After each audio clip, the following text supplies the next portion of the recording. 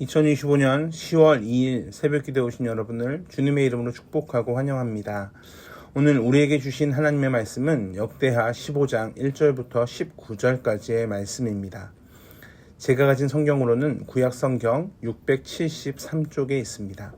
역대하 15장 1절부터 19절까지의 말씀인데요. 대표적으로 역대하 2절 말씀만 보도록 하겠습니다. 그가 나가서 아사를 맞아 이르되 아사와 및 유대와 베냐민의 무리들아 내 말을 들으라. 너희가 여호와와 함께하면 여호와께서 너희와 함께 하실지라. 너희가 만일 그를 찾으면 그가 너희와 만나게 되시려니와 너희가 만일 그를 버리면 그도 너희를 버리시리라. 아멘. 15장은 종교개혁을 단행하는 아사 왕에게 하나님께서 선지자 아사랴를 통해 격려하시는 내용입니다. 하나님이 어떻게 격려를 하셨는가 말씀을 보면 1절에 하나님의 영이 오뎃의 아들 아사랴에게 임하십니다. 그리고 2절 중반부에 너희가 여호와와 함께하면 여호와께서 너희와 함께 하실지라. 여기에서 너희는 바로 아사와 그 무리들입니다. 즉 아사와 그 무리들에게 너희가 여호와와 함께하면 여호와께서 너희와 함께 하실 거야. 그러니 힘을 내라. 왜냐하면 당시의 상황이 3절을 보면 이스라엘에는 참 신이 없고 가르치는 제사장도 없고 율법도 없은 지가 오래되었기 때문에 그렇습니다. 당시의 시대적인 배경이 얼마나 막막한지 말씀을 통해 확인하게 됩니다. 그렇기에 7절에 그런즉 너희는 강하게 하라. 너희 손이 약하지 않게 하라. 너희 행위에 상급이 있음이라 라고 격려하고 계시는 겁니다. 이러한 격려를 받는 아사 왕의 배경은 어떻습니까? 그의 아버지는 아비야입니다. 그 아비야라는 왕은 전반적으로 악을 행했던 왕이었습니다. 그의 어머니는 아세라의 가증한 목상을 만들 정도로 우상을 숭배했던 그런 여인이었습니다.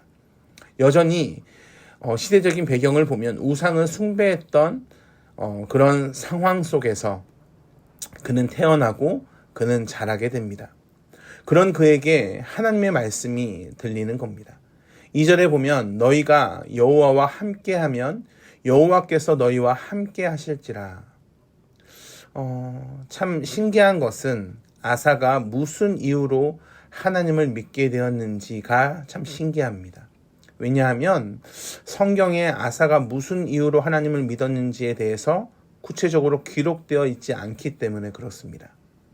그럼에도 불구하고 그는 하나님을 찾았고 자신의 아버지를 따르기보다 자신의 어머니를 따르기보다 하나님을 따르고 의지하는 모습을 보입니다. 무슨 이유가 있어야 하나님을 만나는 것은 아닙니다. 어떻게 하나님을 믿었는가? 그냥 믿어지는 경우가 있습니다. 근데 참 그냥 믿어지는 것이 얼마나 큰 은혜인지 모르겠습니다. 믿음이 있어야 믿음으로 살아낼 수 있는데 그 믿음을 하나님이 허락하심은 놀라운 큰 은혜라는 겁니다. 믿음이 말도 안 되는 상황 가운데 견디는 힘을 허락합니다. 이 아사 왕의 아버지는 지금 현재 죽음으로 같이 하진 않지만 그의 어머니는 여전히 살아 있었습니다. 그러니까 그 어머니가 사실 굉장히 강한 어머니입니다. 아사라 목상을 만든 그 장본인이 되는 어머니입니다. 근데 이 아사 왕은 그의 어머니에게 매우 강하게 반발합니다. 16절에 보면 그의 어머니 즉 태후의 자리를 패합니다. 그리고 그 아사라 목상을 찍고 빻아 기드온 시냇가에 불사르는 그러한 모습을 아사 왕이 행합니다. 쉽겠습니까? 어머니의 태후의 자리를 패했습니다. 얼마나 힘들었겠습니까? 그 자리를 패하는 것이 쉽지 않았을 겁니다. 그럼에도 불구하고 7절에 너희는 강하게 하라. 너희 손이 약하지 않게 하라는 격려의 말씀을 붙잡고 이 아사왕은 개혁을 합니다. 이런 위로의 말씀을 할 정도로 개혁은 절대 쉽지 않았을 겁니다. 많은 저항이 있었을 거다라고 예상할 수 있습니다. 어느 시대나 개혁에는 수많은 반대가 있습니다. 그럴 때 우리는 누구의 말을 들어야 되는가?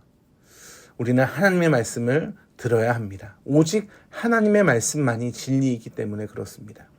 아사왕은 2절의 말씀을 근거로 선지자 아사랴의 말씀을 듣습니다.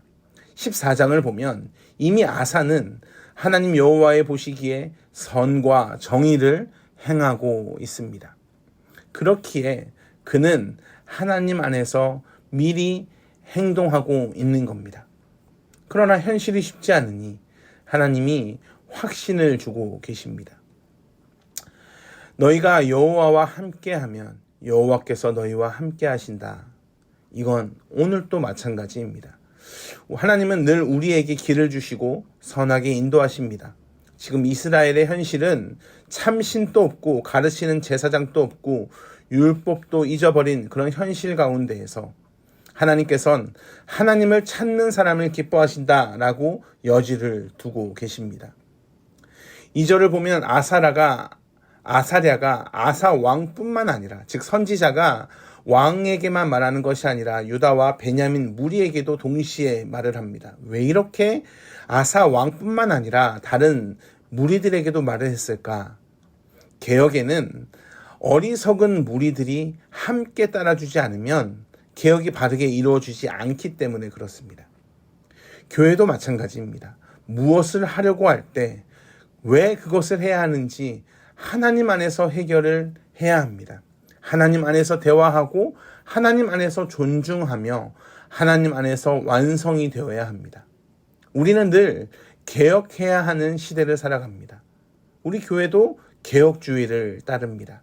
늘 성경을 기준으로 개혁되어야 합니다. 교회의 머리가 누구십니까? 예수 그리스도입니다. 무엇을 하기 이전에 내가 그리스도 안에서 있는가, 내가 그리스도 안에 살아있는가를 기억하고 또한 세상적으로 빠져있지 않도록 주의해야 합니다. 우리가 어떻게 개혁하며 이길 수 있습니까? 그 답은 오직 그리스도 안에 있습니다. 하나님이 함께 하시면 하나님이 기뻐하시는 뜻대로 하나님은 이루어 가실 겁니다. 여기에 우리의 책임은 우리도 하나님과 함께 해야 한다는 것에 그 책임이 있습니다. 아사가 하나님의 말씀을 듣고 어떻게 반응하는가? 8절과 9절의 말씀을 보면 가증한 물건들을 없앱니다. 먼저 가증한 것을 제해버린다는 겁니다. 그리고 11절에 소 700마리, 양 7,000마리로 여호와께 제사를 지냅니다. 그저 제사를 지내는 것이 아닙니다. 마음과 목숨을 다해 조상들의 하나님 여호와를 찾고 있습니다. 온 유다가 여호와를 찾겠다라는 이 맹세를 기뻐합니다. 하나님이 그들을 만나 주십니다. 세상이 줄 수 없는 평안을 허락하십니다. 이런 가운데에서도 아사왕의 어머니는 아세라 신상을 만드는 추태를 보입니다. 아사왕의 마음이 하나님께 굳게 있고 흔들리지 않아서 다행이지 그의 어머니가 얼마나 강한지 모르겠습니다. 당시의 시대적인 배경을 보면 산당이 굉장히 중요했음을 살펴보게 됩니다. 아사왕도 종교 개혁을 했지만 끝까지 산당은 없애지 못합니다. 왜 산당을 없애지 못했을까? 뿌리 깊이 박혀있기 때문에 그렇습니다. 하나님만을 섬긴다고 해도 또 개혁해도 여전히 산당을 없애지 못하는 현실을 봅니다. 혼합 종교의 상징이 바로 산당에 있습니다.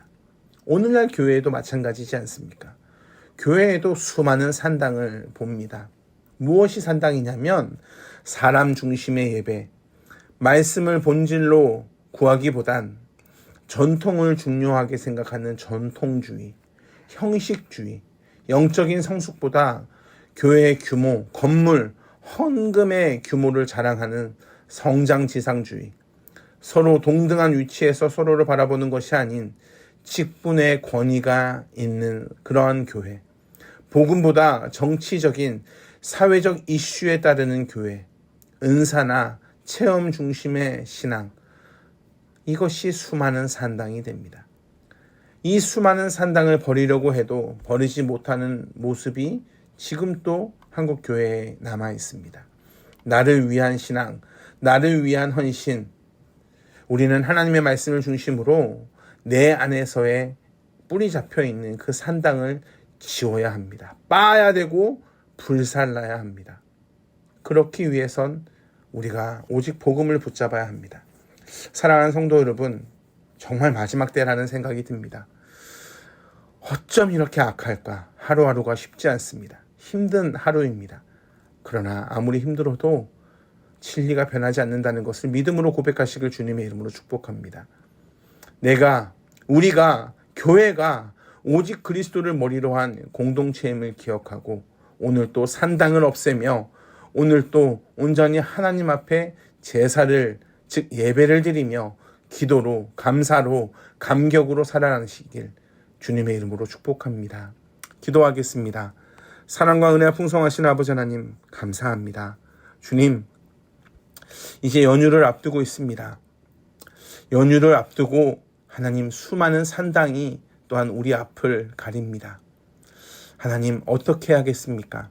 그 산당을 부셔야 하는데, 내가 부서져야 하는데 참 쉽지 않음을 고백합니다.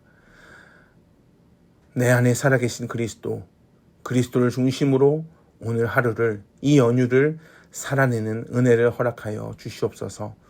감사합니다. 사랑이 많으신 예수 그리스도 이름으로 기도합니다. 아멘. 우리 주 예수 그리스도의 은혜와 하나님의 풍성하신 사랑과 성령 하나님의 그 풍성하신 은혜가 연휴 가운데에서도 여전히 하나님을 붙잡고 하나님 안에서 살겠습니다. 믿음으로 고백하는 한 분 한 분 위에 영원토록 함께 하시길 간절히 축원하옵나이다. 아멘.